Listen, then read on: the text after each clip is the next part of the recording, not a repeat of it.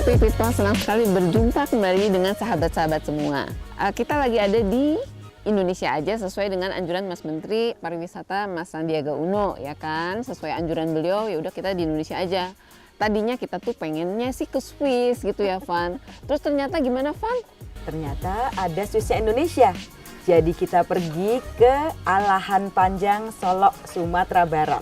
Pemandangannya indah sekali, melihat pemandangan danau itu di belakang ada danau di atas dan danau di bawah. Jadi Happy People, ya saya Wiwi Siswanti, saya bersama dengan Vanda. Nanti kita lihat ya pemandangan-pemandangan lain yang tidak kalah menariknya di Alahan Panjang. Ikutin terus ya.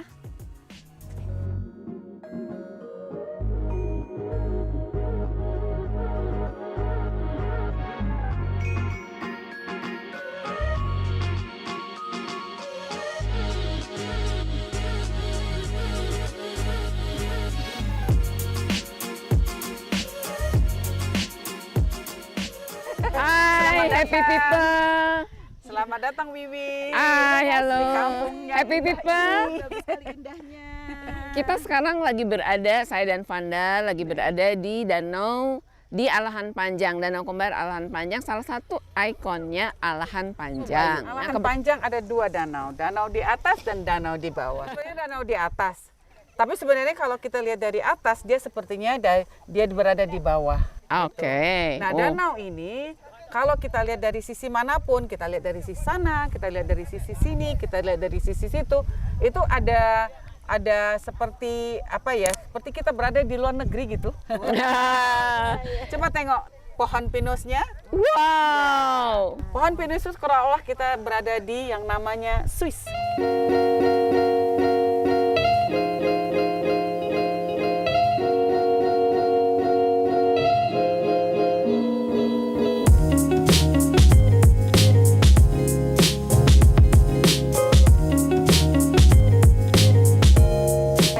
Kita masih asik ngobrol sama kedua pemilik Villa Kayu Putih di Alahan Panjang yang cantik ini.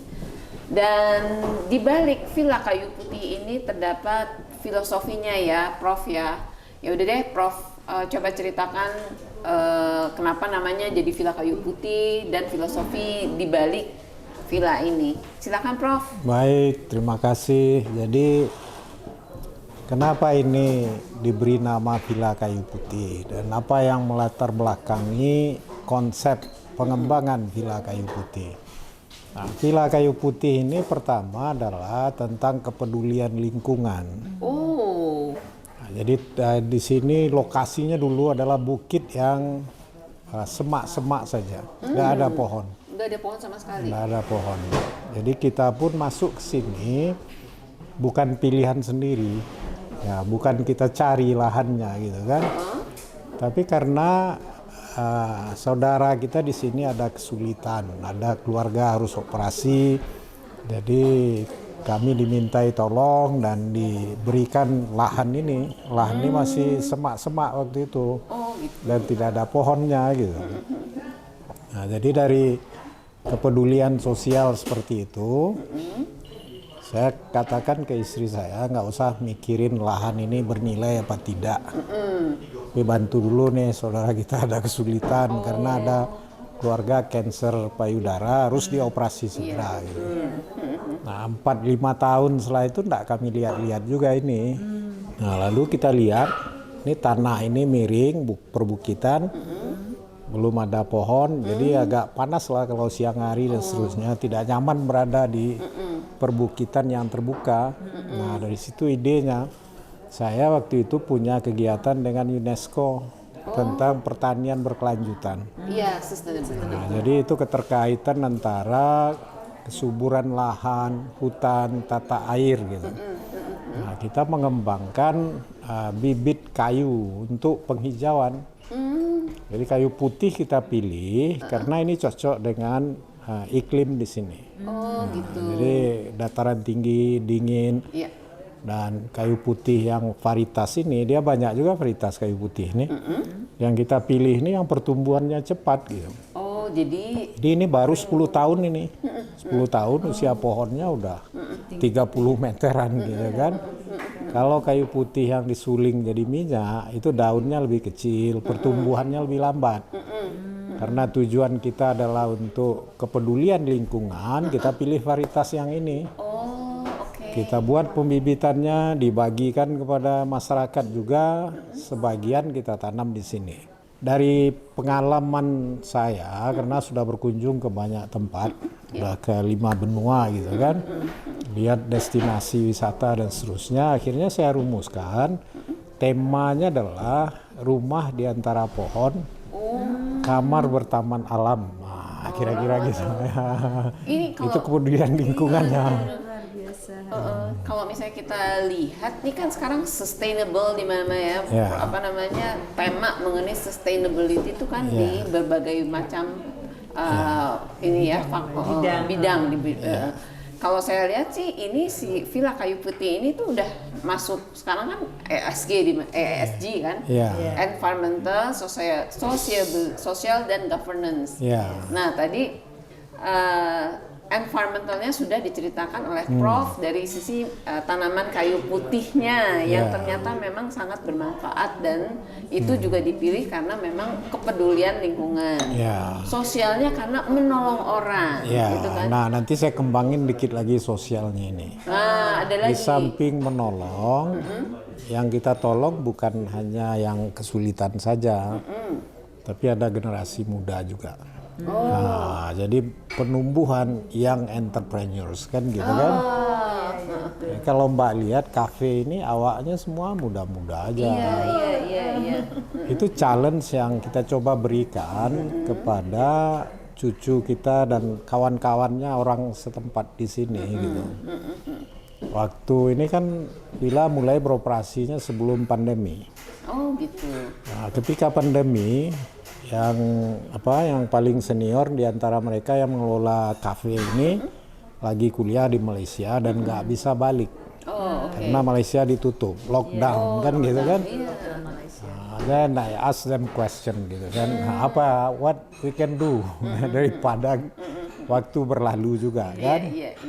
Nah, itu mereka mulai dari nol. Kali belum tahu kopi, ada teman yang punya kedai kopi, kita kirim ke situ, di sana 2-3 hari dan seterusnya di banyak kafe udah merasa mantap, start di sini kan, mulai dari tamunya sedikit gitu. Nah, sekarang udah ada tamu yang datang balik hari, datang ke sini. Kuliner lain kan banyak sini, ada rumah makan, kedai makan itu. Nah itu kita cari mana yang enak, kita blending. Jadi kita ada namanya sini kalau tamu mau moonlight dinner. Jadi kalau lagi terang bulan itu di open air di halaman itu taruh meja, dihidangkan, makan di ruang terbuka. Menciptakan permintaan terhadap produk-produk kuliner setempat. Jadi yang kita hadirkan itu bukan dari catering besar gitu. Tapi kita cari mana yang terseleksi, itu yang kita beli gitu kan. Kreatif juga tuh, creativity. Nah, yang lain tentang kewirausahaan ini, tamu-tamu kalau berombongan dengan bus datang itu mereka mau bawa oleh-oleh. Nah, sini daerah pertanian, hortikultura. Jadi kita sarankan mereka beli bawang, beli cabai. Nah, di depan ini itu kalau tamu lagi banyak bisa jualan 1 juta sehari gitu kan. Gitu. Nah, katakan Mbak datang, kalau mau bawa oleh-oleh kan bukan hanya untuk Mbak saja, bukan satu teman, itu ada tetangga, ada teman, saudara. Belinya 5 kantong sekalian. Nah, kalau ada 20 orang 5 kantong, udah berapa kantong terjual. Jadi kepedulian sosial yang lain, di sini ada rumah yatim.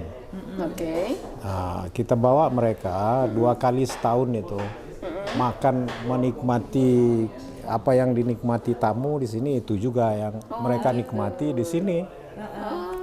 Nah, kalau yang mau tahun baru sekolah ada buku dan segala macam yang kita bagikan gitu. Menarik ya. Nah, itu yang mengenai kepedulian sosial. Sekarang tentang tamu ya. Jadi bahasa Malaysianya keselesaan gitu kan. Dan menikmati berkumpul bersama. Iya. Nah, kira-kira seperti itu. Ya, salah satu yang disukai tamu adalah ada pohon kalau ditiup angin itu menghasilkan bunyi. Oh iya. Oh iya. Nah, Memang Betul. pada saat kita masuk ke alahan panjang ini, terus melihat danau, danau dan pegunungan, bukit-bukit yang indah itu, saya memang pikir nggak salah ini. Pemandangannya memanjakan mata Spektakuler. banget, langsung yang kita wow gitu ya. Serasa di Swiss. Kemudian tentang keselesaan tamu dan kesenangan untuk berkumpul bersama itu, Ya. kita rancang kamar-kamar itu besar. Jadi bukan hanya untuk berdua dalamnya. Kalau dia bawa anaknya segala macam bisa di situ gitu. Antara kamar juga ada ruang keluarga yang cukup besar. Kalau merasa dingin di luar, boleh kumpul di dalam. Iya, iya, iya. Kalau mereka mau di-serve makanan boleh, tapi kalau mau bawa makanan sendiri atau mau prepare sendiri, kita siapkan outdoor kitchen gitu. Oh gitu. Ada facility untuk bakar-bakar juga, untuk barbecue. Iya, Jadi iya. ya you enjoy lah, you stay over here gitu kan. Di depan kita ini udah ada rendang Ya, nih. ini Udah ada- bagian dari kenikmatan tamu ya. Ada kulineri dan rendang seperti tadi sudah dijelaskan oleh Bu Jadi Dokter ini ini. ada rendang daging, ada rendang ayam. Tapi sebetulnya sekarang rendang itu sudah banyak sekali variasinya ya. Rendang jamur tiram. Jamur tiram. Jamur tiram juga ya. Ada mahasiswa kita itu dia dari daerah Damas Raya, dia punya kebun karet. Ya. Ternyata biji karet itu kan dibuang ya. Nah biji karet itu ternyata proteinnya tinggi, dibikin rendang juga. Oh gitu. Bisa dimakan. Tapi butuh proses ya. Jadi karena dia ada beberapa komponen kimia di dalamnya yang agak bau langu gitu, Iya, iya, kita iya. proses dulu. Iya. Dan juga ada HCN namanya ya, kita proses sehingga dia hilang HCN-nya dan langunya hilang dan jadi rendang. Jadi Oke. sekarang nih Padang udah banyak sekali macam rendang. Gitu ya. Jadi kita Kita sekarang mau makan malam rendang. dan Happy mudah-mudahan people. nantinya juga kita bisa nyobain rendang-rendang lain ya. Oh iya. Rendang ayam Nggak dan hanya- daging. Jadi tadi ada rendang karet itu yang paling unik ya. Biji Biji karet. Rendang biji jamur karet. tiram. Iya.